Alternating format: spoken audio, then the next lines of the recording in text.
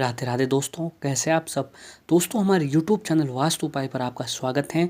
हमारे चैनल को सब्सक्राइब कीजिएगा और हमारी वीडियो को लाइक, शेयर और कमेंट्स ज़रूर कीजिएगा।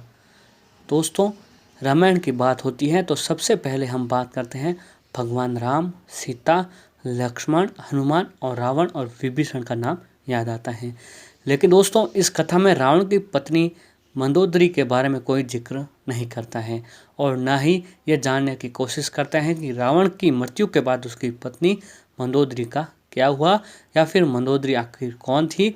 ऐसे में दोस्तों, आइए आज हम आपको बताने जा रहे हैं आखिर मंदोदरी थी कौन और उसने विभीषण से दोबारा शादी क्यों की।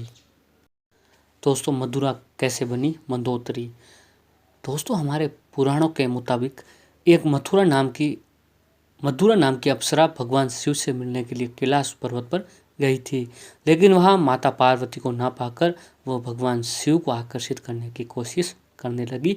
लेकिन दोस्तों, जब माता पार्वती कैलाश पर्वत पहुंची और वहां पर उन्होंने मधुरा के शरीर पर शिव जी की भस्म को लगा देखा तो उन्होंने श्राप दिया कि वह मेंढक का रूप लेकर 12 साल तक कुएं में रहेगी।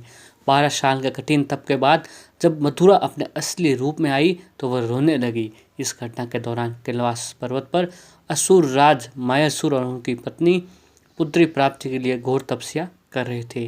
जब मायासुर और उनकी पत्नी कुएं से मथुरा के रोने की आवाज़ सुनी तो उन्होंने बाहर निकाला और उसे अपनी पुत्री के रूप में स्वीकार कर लिया। इसके बाद उन्होंने मथुरा का नाम बदलकर मंदोदरी रख दिया। अब दोस्तों, बात करते हैं मंदोदरी रावण को कैसे मिली।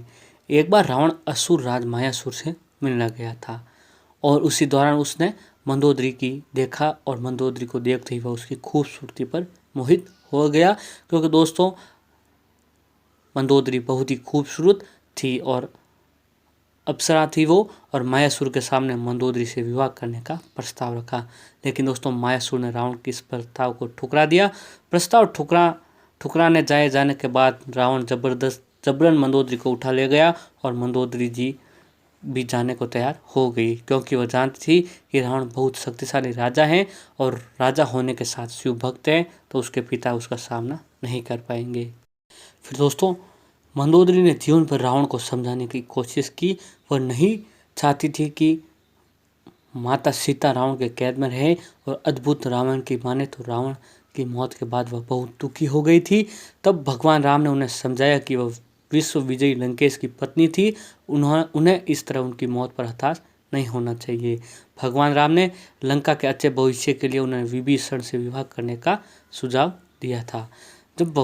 जब भगवान राम के इस सुझाव पर मंदोदरी ने क्रोध में आकर खुद को महल के अंदर बंद कर दिया।